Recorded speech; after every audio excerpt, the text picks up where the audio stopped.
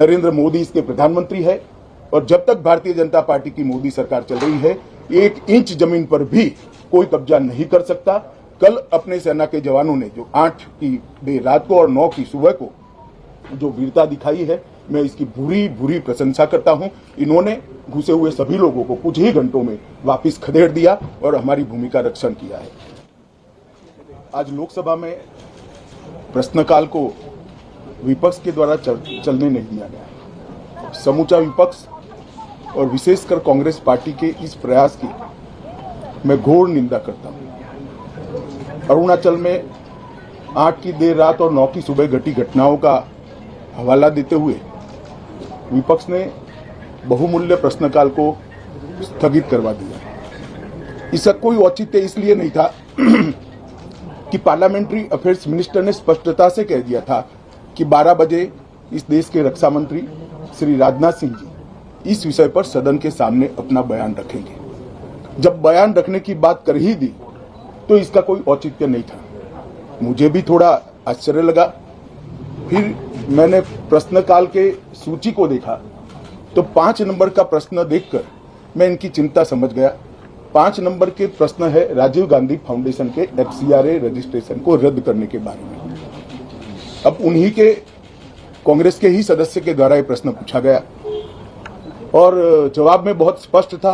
अगर मौका देते तो मैं सदन के पटल पर भी बताता कि राजीव गांधी फाउंडेशन को 2005-6 और 2006-07 के वित्तीय वर्षाल में चीनी दूतावास से 1,35,00,000 रुपए का अनुदान प्राप्त हुआ था। चूंकि FCRA के कानून और उसकी मर्यादाओं के अनुरूप नहीं था तो नोटिस देकर पूर्णतया कानूनी प्रक्रिया का अनुपालना करते हुए गृह मंत्रालय ने इसका रजिस्ट्रेशन रद्द किया था। फाउंडेशन ने अपना रजिस्ट्रेशन सामाजिक कार्यों के लिए करवाया है और ये जो राशि चीनी दूतावास से मिली इसका उपयोग भारत चीन संबंधों के विकास पर शोध करने के लिए ये पैसा दिया गया है।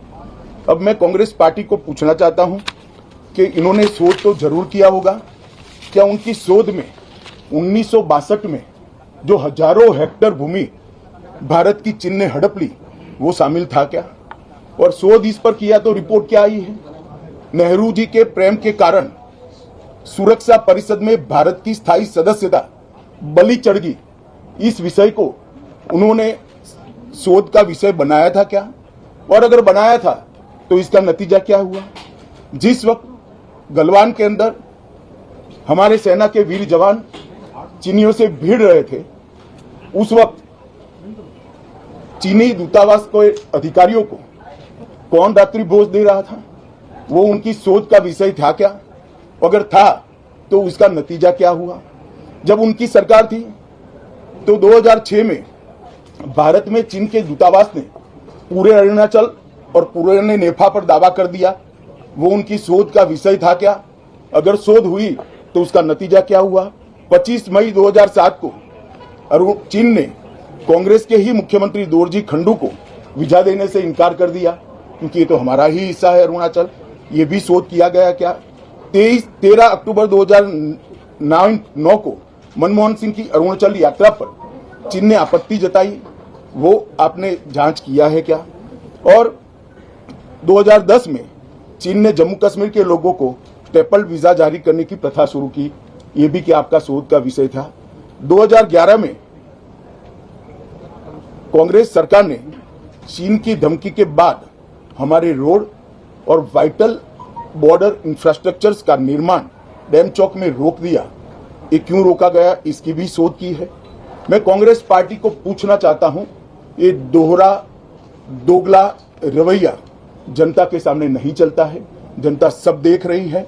आपके परिवार द्वारा चलाया गया फाउंडेशन, उसका FCRA रजिस्ट्रेशन चीन की दूतावास से मिले हुए अनुदान से समाप्त हुआ है।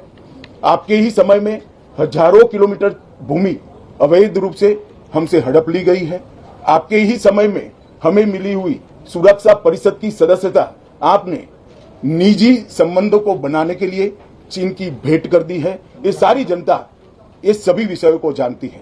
मैं इतना स्पष्ट कहना चाहता हूं कि भारतीय जनता पार्टी की सरकार है नरेंद्र मोदी इसके प्रधानमंत्री है और जब तक भारतीय जनता पार्टी की मोदी सरकार चल रही है, 1 इंच जमीन पर भी कोई कब्जा नहीं कर सकता। कल अपने सेना के जवानों ने जो 8 की देर रात को और 9 की सुबह को जो वीरता दिखाई है, मैं इसकी भूरी भूरी प्रशंसा करता हूं। इन्होंने घुसे हुए सभी लोगों को कुछ ही घंटों में वापस खदेड़ दिया और हमारी भूमि का रक्षण किया है। राजीव गांधी फाउंडेशन के FCRA लाइसेंस रद्द होने का एक दूसरा भी कारण था।